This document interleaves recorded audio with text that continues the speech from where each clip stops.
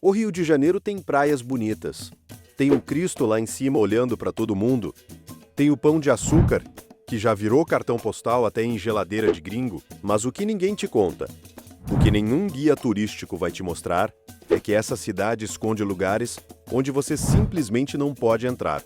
Lugares trancados, fechados, proibidos. Alguns por causa dos militares, outros pela natureza, outros porque o que aconteceu ali dentro foi tão pesado que o governo preferiu trancar a porta e jogar a chave fora. São 13 lugares, bem reais, ali na sua cara, mas onde você não coloca o pé. Eu sou avô. E avô não mente. Avô vai te contar o que tem por trás dessas portas que ninguém abre para você. Vai e se inscreve que eu te conto tudinho. Número 13. A Fortaleza de São João, na Urca. Você pode até passar pela frente dela. Pode olhar de longe, tirar uma foto bonita com o Pão de Açúcar atrás, postar no seu Instagram e colher os seus likes. Mas entrar ali, entrar de verdade, é outra história. A Fortaleza de São João fica cravada entre o Morro Cara de Cão e o Morro do Pão de Açúcar, bem ali, na ponta da Urca, e é considerada o berço da cidade do Rio de Janeiro. Foi naquele pedaço de terra que Estácio de Sá desembarcou no dia 1º de março de 1565, com a tropa dele, para fundar o que depois viraria São Sebastião do Rio de Janeiro. Não era uma cidade ainda, era um acampamento de guerra, um fortinho improvisado para expulsar os franceses que tinham se instalado na Baía de Guanabara, com aquela história da França Antártica. O próprio Estácio de Sá morreu ali, atingido por uma flecha envenenada, durante a Batalha de Uruçumirim, no Morro da Glória. Morreu um mês depois do ferimento. Tinha 30 e poucos anos. A fortaleza foi crescendo ao longo dos séculos. Primeiro veio o reduto de São Martinho, depois o de São Teodósio em 1572, depois o Forte de São José em 1578 e finalmente o reduto de São Diogo em 1618, quando o conjunto todo ganhou oficialmente o nome de Fortaleza de São João. Ao longo do Império, o complexo foi reformado com 17 casamatas de pedra lavrada, com paredes de 1,40 m de espessura, parapeito de granito e um enorme paiol em forma de abóbada. Pedro II mandou instalar 15 canhões Whitworth de fabricação inglesa e foi pessoalmente inaugurar o novo Forte de São José em 1872. Aquilo era a defesa da entrada da Baía de Guanabara, cruzando o fogo com a Fortaleza de Santa Cruz do outro lado e com o Forte da Laje no meio do canal. O problema é que até hoje, aquele terreno inteiro pertence ao Exército Brasileiro. Ali funciona o Centro de Capacitação Física do Exército, a Escola Superior de Guerra e diversas outras instalações militares. As duas praias que existem dentro do complexo, a Praia de Dentro e a Praia de Fora, são de uso exclusivo de militares e seus dependentes. Se você não é militar, não é dependente de militar, e não agendou uma visita guiada com antecedência, você simplesmente não entra. É proibido entrar de carro sem autorização. É proibido entrar de traje de banho. É proibido entrar sem camisa. É proibido pescar sem permissão específica. É proibido navegar a menos de 200 metros das instalações. As regras são tantas que parecem um manual de guerra. Cabos e soldados de outras unidades nem na praia podem ir. O portão histórico da fortaleza, que talvez seja o mais antigo portão colonial militar preservado do Rio de Janeiro, tombado pelo IPA, está ali, mas está ali trancado atrás de uma guarita com sentinela armada. Existe visita guiada para grupos, de terça a sexta, com agendamento prévio, mas o percurso é definido, restrito e acompanhado por militares o tempo todo. Você não vai sozinho a lugar nenhum, não vai ver tudo. E com certeza não vai nadar naquela praia de água transparente que fica encostada no Pão de Açúcar. Aquela praia existe, mas não é para você. Número 12. O Forte Tamandaré da Laje. No meio do canal de entrada da Baía de Guanabara, entre a Fortaleza de São João e a Fortaleza de Santa Cruz, existe uma pedra, uma rocha quase plana, que se levanta da água como uma ilha achatada, a 1.250 metros de Santa Cruz e 500 metros de São João. Nessa pedra, em 1555, o próprio Villegagnon montou uma bateria chamada Bateria Ratier. Depois os portugueses tomaram conta.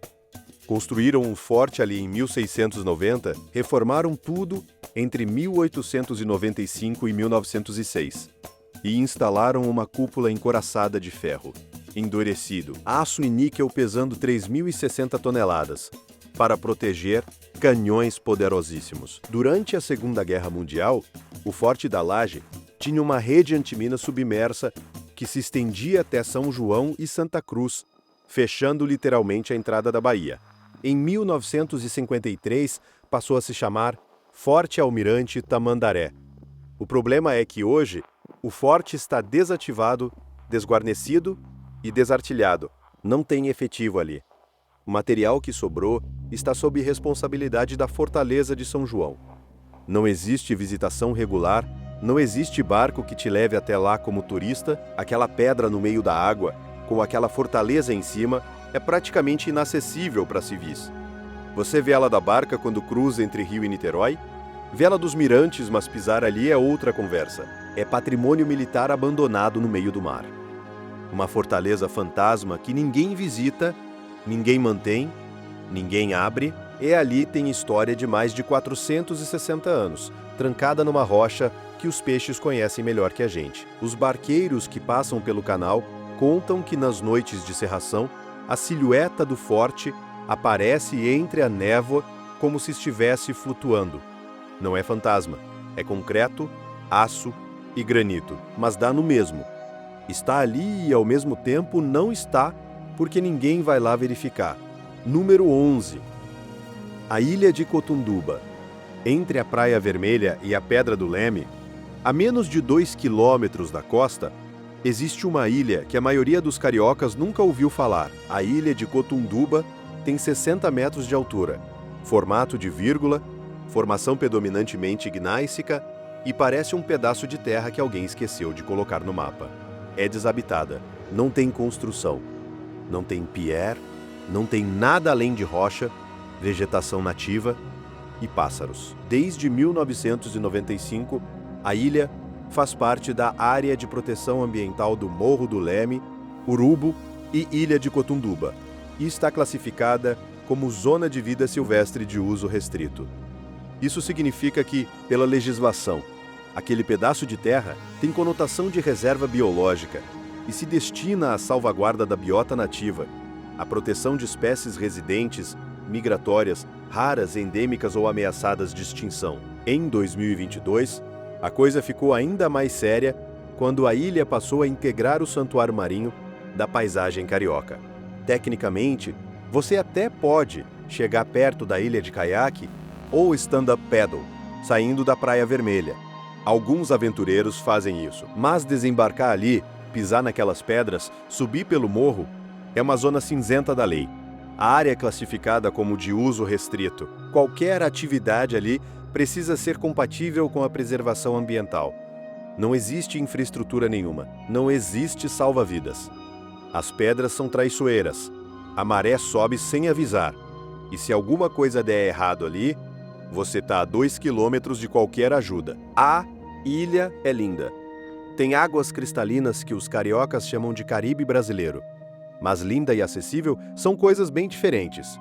Ali, é um caso onde a natureza fechou a porta e a lei colocou o cadeado. Número 10. O arquipélago das Ilhas Cagarras. Se você já foi à praia de Ipanema e olhou para o horizonte, viu aquelas ilhas ali no meio do mar? São as Cagarras. Ficam a mais ou menos 5 quilômetros da orla e compõem o Monumento Natural das Ilhas Cagarras, criado pela Lei Federal 12.229, de 2010. São 4 ilhas maiores, a Cagarra, a Redonda, a Comprida e a Palmas, mais 2 ilhotas menores, o Filhote da Cagarra e o Filhote da Redonda, com uma faixa de 10 metros de área marinha ao redor de cada uma. É a primeira unidade de conservação marinha de proteção integral da cidade do Rio de Janeiro. Mais de 600 espécies de animais e plantas já foram registradas ali. As ilhas servem de rota migratória para baleias, abrigam colônias enormes de fragatas, atobás e gaivotas, guardam remanescentes insulares da Mata Atlântica e até um sítio arqueológico tupi-guarani. Em 2021, a Aliança Internacional Mission Blue concedeu ao arquipélago o selo Hope Spot, colocando as Cagarras ao lado das Ilhas Galápagos e da Grande Barreira de Corais Australiana como pontos de esperança para a conservação marinha mundial. Pois bem, você pode navegar ao redor das ilhas, pode fazer mergulho autônomo, snorkeling, até canoagem nas proximidades, mas desembarcar nas ilhas é outra história. O desembarque é condicionado à autorização prévia da administração da unidade, que é o ICMB. Na prática, quem pisa naquelas ilhas são pesquisadores autorizados, equipes de fiscalização e biólogos com projeto aprovado. O plano de manejo, publicado em 2020, delimita zonas e atividades permitidas com rigor militar. As ilhas maiores, como a Cagarra e a Redonda, têm encostas tão íngremes e costões tão irregulares que o simples ato de encostar um barco e tentar subir já é perigoso. A Ilha Redonda, com seus 79 metros de altitude, coberta de guano esbranquiçado e dominada por um ninhal gigantesco de fragatas, parece uma fortaleza natural. É linda vista de longe, mas de longe é onde você vai ficar. Se inscreve para mostrar que esses vídeos ajudam sim e fazem sentido. Número 9. A Ilha Fiscal e o território da Marinha. A Ilha Fiscal é famosa. Todo mundo conhece aquele castelinho verde neogótico plantado na Baía de Guanabara. Aquele prédio que parece saído de um conto de fadas europeu. Foi construído no final do século XIX, inaugurado em 1889, para funcionar como o posto aduaneiro da alfândega. Pedro II queria um posto de fiscalização próximo aos navios mercantes que chegavam ao porto. O arquiteto Adolfo José Del Vecchio projetou aquela joia em estilo neogótico, com torreirão, vitrais e ornamentos de pedra que transformaram um prédio funcional numa obra de arte. Mas o que tornou a Ilha Fiscal realmente famosa foi o baile. O último baile do Império aconteceu ali no dia 9 de novembro de 1889, 6 dias antes da proclamação da República. A nobreza dançou, bebeu champanhe e celebrou enquanto o mundo deles desmoronava sem que percebessem. 6 dias depois, não havia mais império. A gaiota de D. João VI, aquela embarcação toda esculpida em madeira nobre e forrada a ouro que levava a família real para passear pela Bahia. Hoje, está exposta ali dentro. Em 1913, a ilha foi transferida para a Marinha do Brasil. Uma ponte de concreto construída em 1930 ligou a Ilha Fiscal à Ilha das Cobras, que é território militar da Marinha. E ali está o problema. A Ilha Fiscal inteira é propriedade da Marinha. Você não pode ir até lá por conta própria. É proibido chegar de barco particular, de carro, de van, de qualquer meio de transporte que não seja o da própria Marinha. O acesso é feito exclusivamente pelo Espaço Cultural da Marinha, na Praça 15, em embarcações oficiais, a escuna Nogueira da Gama, em horários rígidos e com vagas limitadas. A visita é guiada e controlada. Você entra com o grupo, percorre o roteiro definido e sai com o grupo. Não existe tempo livre para explorar a ilha sozinho. Não pode fazer sessão de fotos profissional sem autorização. Não pode entrar fantasiado, não pode levar bebida alcoólica, não pode distribuir panfleto, não pode fazer manifestação religiosa ou política. A lista de proibições é mais longa que a lista de coisas que você pode fazer. E se o mar estiver agitado, o passeio de barco é cancelado e você vai de micro-ônibus por dentro do território militar, o que é ainda mais controlado. É um dos passeios mais bonitos do Rio, mas é um passeio onde você é convidado, não onde você vai quando quer. Número 8. O Forte Duque de Caxias, no Morro do Leme, no finalzinho do bairro do Leme. Onde a praia acaba e o morro começa, existe um dos fortes mais antigos do Rio de Janeiro. O Forte Duque de Caxias foi construído entre 1776 e 1779, por ordem do Marquês de Lavradio, quando os portugueses temiam uma invasão espanhola vinda do sul. O primeiro nome foi Forte da Vigia, porque era exatamente isso, um ponto de observação. Ficava no cume do Morro do Leme, a 152 metros de altitude, dominando a entrada da Baía de Guanabara e toda a orla de Copacabana. Uma curiosidade pouca gente sabe. Em 1789, o alferes Joaquim José da Silva Xavier O Tiradentes serviu ali no Forte da Vigia poucos dias antes de ser preso na Rua Gonçalves Dias, no centro do Rio. O homem que seria escartejado por conspirar contra a coroa portuguesa pisou naquelas mesmas pedras que hoje os turistas sobem para tirar selfie com o Pão de Açúcar ao fundo. O forte passou por muitas transformações. No início do século XX, recebeu 4 obuseiros giratórios, Krupp de 280 mm, fabricados na Alemanha com alcance efetivo de 12 km, instalados em 2 poços escavados na rocha e protegidos por casamatas de concreto. A parte elétrica ficou por conta da empresa AEG de Berlim. Em 1922, durante a revolta do Forte de Copacabana, o Forte do Leme levou 2 tiros de canhão do vizinho revoltado. Um atingiu o refeitório dos oficiais, matando 4 praças e ferindo outros 4. O outro destruiu a Casa da Guarda. Hoje, o forte está aberto à visitação, mas com regras bem específicas.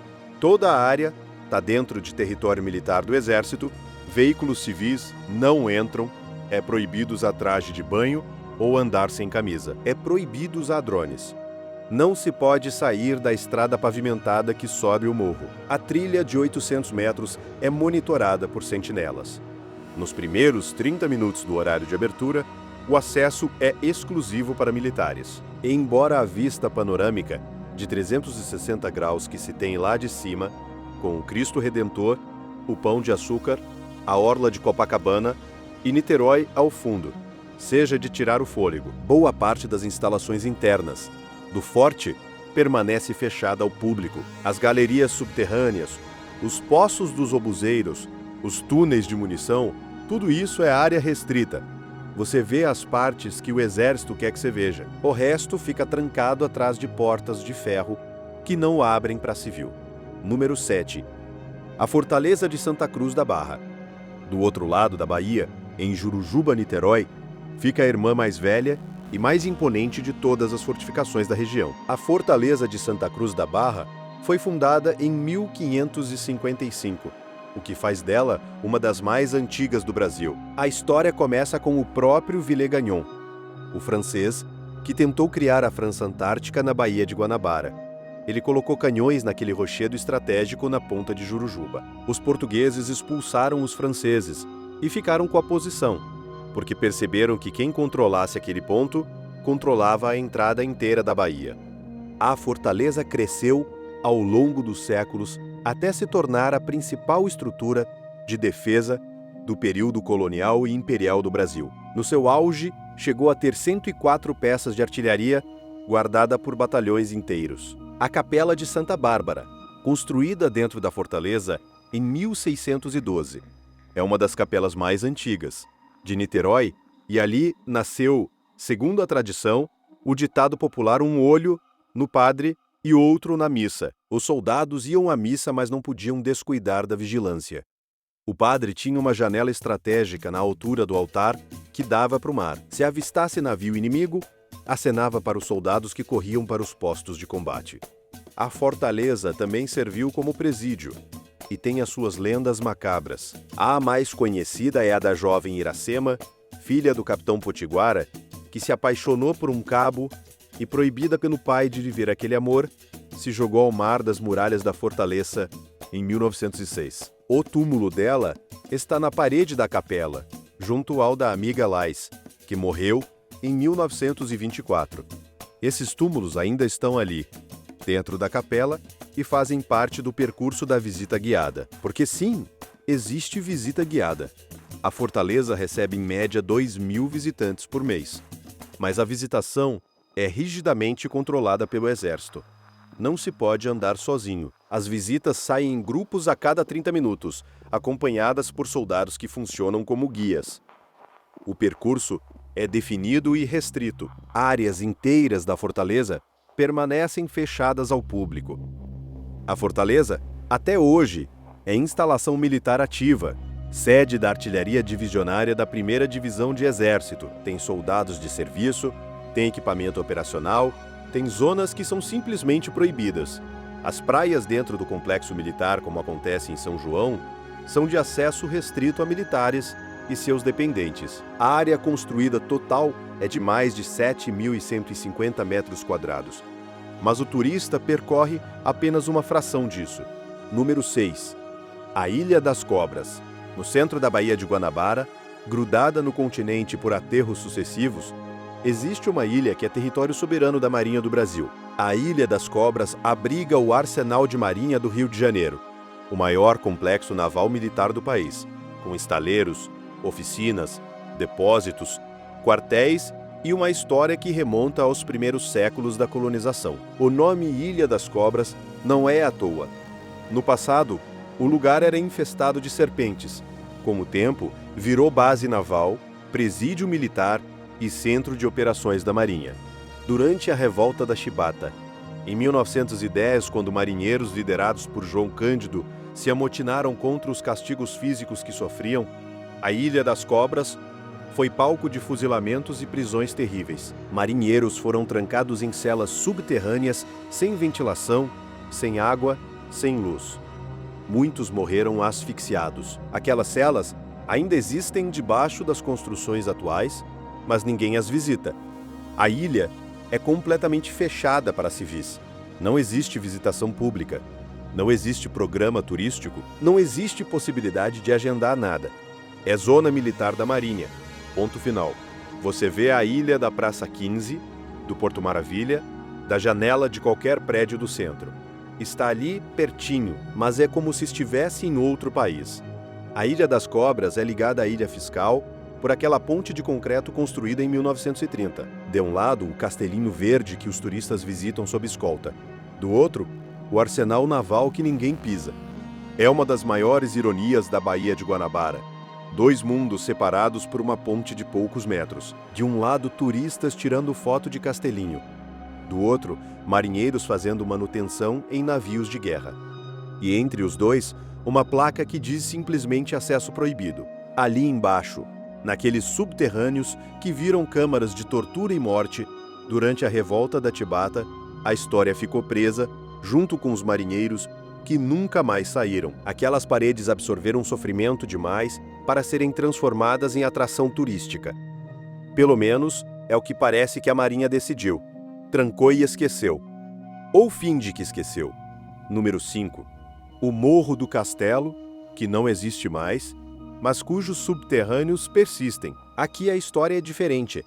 O Morro do Castelo foi um dos 4 morros originais do centro do Rio de Janeiro, junto com o Morro de São Bento, o Morro de Santo Antônio e o Morro da Conceição. Foi no Morro do Castelo que Mendes Sá transferiu a sede da cidade depois da morte de Estácio de Sá, na Fortaleza de São João. Ali foram construídos o Colégio dos Jesuítas, a Igreja de Santo Inácio, o Forte de São Sebastião e diversas outras edificações, que formaram o núcleo original da cidade colonial. Durante séculos, o Morro do Castelo foi o coração do Rio.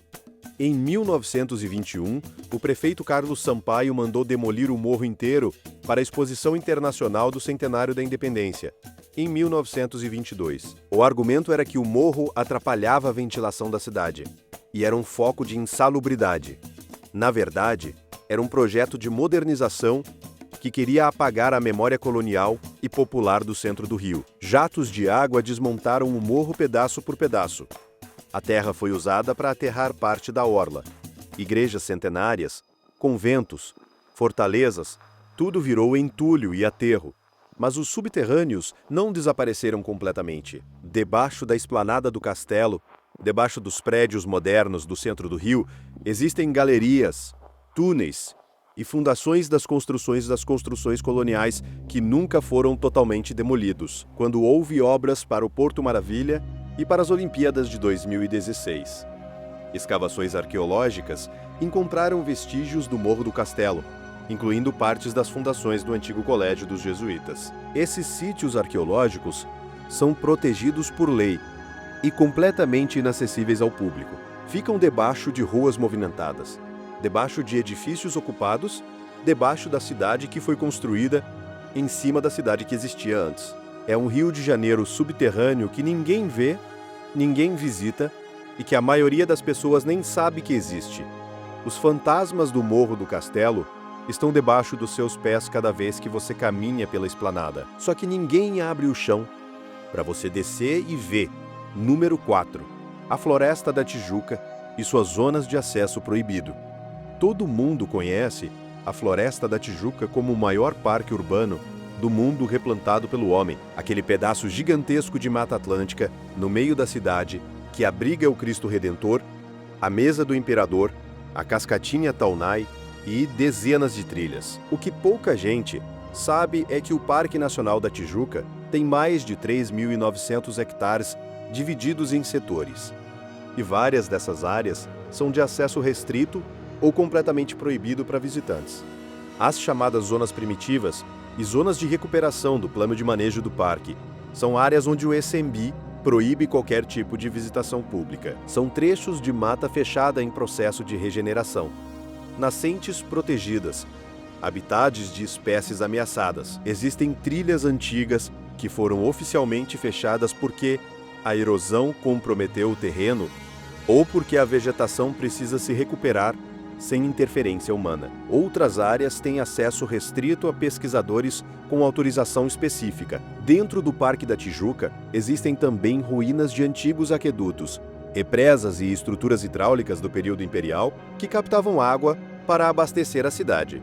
Algumas dessas estruturas ficam em áreas tão remotas e de mata tão fechada que mesmo os guardas-parque raramente visitam. Existem cavernas e formações rochosas, que foram mapeadas por geólogos, mas nunca abertas ao público por questões de segurança estrutural. E há as torres de transmissão e instalações de telecomunicações no alto de alguns morros, dentro do parque que são cercadas por áreas militares ou de concessão privada com acesso terminantemente proibido. Você pode caminhar pelos setores abertos do parque, que já são imensos e lindos, mas o que existe, além das trilhas marcadas, além das placas, além das cercas, é um território selvagem onde a mata engoliu os caminhos e a lei fechou as portas.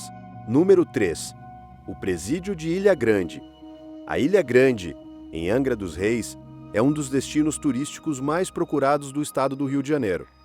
Praias paradisíacas, Mata Atlântica, preservada, trilhas deslumbrantes. Mas no meio daquele paraíso, existe um lugar que carrega uma das histórias mais sombrias do Brasil. Ou o antigo Instituto Penal Cândido Mendes, conhecido como Presídio de Ilha Grande, ou simplesmente Caldeirão do Diabo, funcionou ali de 1903 até 1994. Ali foram presos desde opositores políticos da era Vargas até os criminosos mais perigosos do Rio de Janeiro. Foi naquele presídio que nasceu o Comando Vermelho, uma das maiores facções criminosas do Brasil, resultado da convivência forçada entre presos políticos da ditadura militar e presos comuns nos anos 1970. Os presos políticos ensinaram organização, disciplina e estrutura de comando aos presos comuns. O resultado mudou a história da criminalidade brasileira. O presídio foi implodido em 1994, por ordem do governador Nilo Batista. As paredes caíram, mas as ruínas continuam ali. Pilares de concreto, paredes meio de pé, celas abertas para o mato, ferrugem e vegetação tomando conta de tudo. As ruínas são consideradas patrimônio histórico e fazem parte do Parque Estadual da Ilha Grande, administrado pelo INEA. O acesso é controlado, você pode chegar até as ruínas por trilha, mas não pode entrar nas estruturas que ainda restam de pé. Há risco de desabamento, há placas de advertência, há a sensação que qualquer visitante relata de que aquele lugar ainda guarda o peso de tudo o que aconteceu ali dentro. Muros que viram paredes vivas, cobertas de trepadeiras, com marcas de tiro e inscrições de presos, que foram apagadas pelo tempo, mas não completamente. O presídio acabou, mas o lugar não esqueceu o que foi. Os pescadores de Abraão, a vila mais próxima, contam que à noite ainda se ouvem barulhos vindos das ruínas. Não é sobrenatural, é o vento batendo nas estruturas de ferro enferrujado e nas telhas soltas. Mas o som carrega peso. É o som de um lugar que foi construído para aprisionar e que agora está preso na sua própria história, sem poder ser demolido completamente, porque é patrimônio, sem poder ser restaurado porque ninguém quer transformar um presídio em museu, sem poder ser esquecido, porque o Comando Vermelho nasceu ali e o Brasil inteiro sabe disso. Número 2. A Base Aérea do Galeão. A maioria das pessoas conhece o Galeão como Aeroporto Internacional. O Aeroporto Internacional Tom Jobim, na Ilha do Governador, é por onde milhões de passageiros entram e saem do Rio de Janeiro todo ano. O que quase ninguém percebe é que ao lado do Terminal Civil existe uma base aérea militar, a Base Aérea do Galeão, que pertence à Força Aérea Brasileira e é uma das mais importantes do país. A base foi inaugurada em 1945, depois de ter servido como ponto estratégico dos aliados durante a Segunda Guerra Mundial. Os americanos usaram aquele aeródromo na Ilha do Governador para operações de patrulha antissubmarina no Atlântico Sul, caçando submarinos alemães que ameaçavam as rotas de navegação brasileiras. Depois da guerra, a base se consolidou como centro de operações da FAB, com hangares, pistas exclusivas, instalações de manutenção e áreas de treinamento. Aquele complexo militar inteiro é completamente fechado para civis. Não existe visitação, não existe tour guiado. A segurança rigorosa, com guaritas, barreiras físicas, câmeras e patrulhas constantes. Os hangares da base guardam aeronaves militares de transporte, de reconhecimento e de combate. Existem instalações que não aparecem em nenhum mapa público. A área total da base é enorme, ocupando uma parte significativa da Ilha do Governador. Mas é como se não existisse. Você pode estar no terminal de embarque do aeroporto civil, olhar pela janela e ver aquele mundo militar paralelo, funcionando do outro lado da cerca. Aviões da FAB decolando, helicópteros pousando, soldados marchando. Mas a cerca está ali. E a cerca é a lei. A base aérea do Galeão é um daqueles lugares que funcionam em silêncio ao lado de milhões de pessoas. Todos os dias, passageiros caminham pelo terminal, despacham malas, reclamam de atraso de voo. E nenhum deles faz ideia de que a poucos metros existe um complexo militar onde a segurança nacional é tratada como assunto de Estado. De vez em quando, um caça decola e o barulho faz tremer os vidros do terminal civil. As pessoas olham para o céu, comentam e voltam para o celular. Mas aquele avião saiu de um lugar onde nenhum civil entra. Número 1. A Ilha de Villeganhon.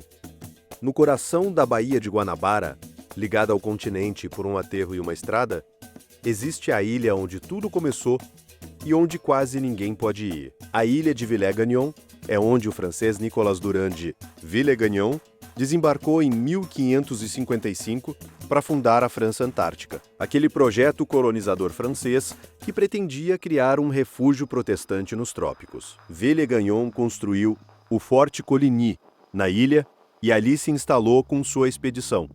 Os portugueses, depois de anos de disputa, expulsaram os franceses e tomaram a ilha.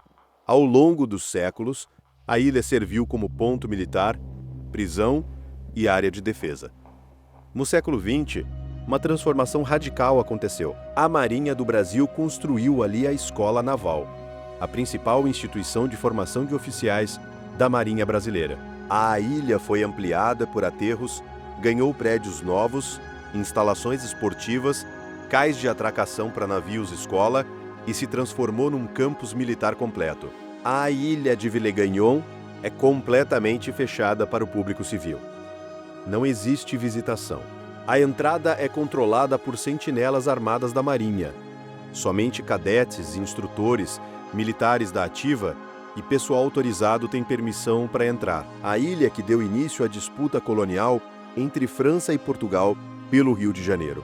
A ilha onde a história do Brasil tomou um rumo decisivo está trancada atrás de portões navais. Você pode vê-la da Ponte Rio-Niterói, pode vê-la do porto, pode vê-la de praticamente qualquer ponto elevado do centro da cidade. Os prédios brancos da Escola Naval brilham ao sol, as bandeiras tremulam no vento. Mas você não pode entrar. E sabe o que é mais interessante? A ilha de Villeganhon está ali, no meio da baía, guardando dentro dos seus muros não só a Escola Naval, mas os vestígios do Forte Coligny original, os restos arqueológicos da presença francesa, As fundações do século XVI que contam a história de quando o Rio de Janeiro era disputado por potências europeias a tiros de canhão. Tudo isso está ali, documentado, catalogado, preservado pela Marinha. Mas preservado para a Marinha. Não para você, não para mim, não para ninguém que não use farda branca e tenha diploma de oficial naval. É curioso pensar que o lugar onde a história colonial do Rio realmente começou, onde franceses e portugueses se enfrentaram pelo controle da Bahia, é um lugar onde o cidadão comum não pode entrar nem para olhar. O Rio de Janeiro é uma cidade que se mostra bonita por fora. Praias abertas, morros verdes, sol o ano inteiro. Mas por trás da beleza, tem portas trancadas, fortalezas fechadas, ilhas proibidas e subterrâneos, que ninguém visita. Tem 460 anos de história, guardados atrás de cercas militares, debaixo de aterros, dentro de reservas ecológicas, onde o ser humano não é bem-vindo. Os lugares que te mostrei hoje existem de verdade. Estão ali, pertinho. Você pode ver a maioria deles da janela de um ônibus ou de uma barca. Mas ver e entrar são coisas bem diferentes. E talvez seja melhor assim. Talvez o Rio precise desses segredos, desses espaços onde a história dorme sem ser perturbada, onde a natureza se recupera sem ser pisoteada, onde os fantasmas ficam quietos porque ninguém vai lá incomodar. Eu sou um avô. E avô se preocupa. Cuida-te.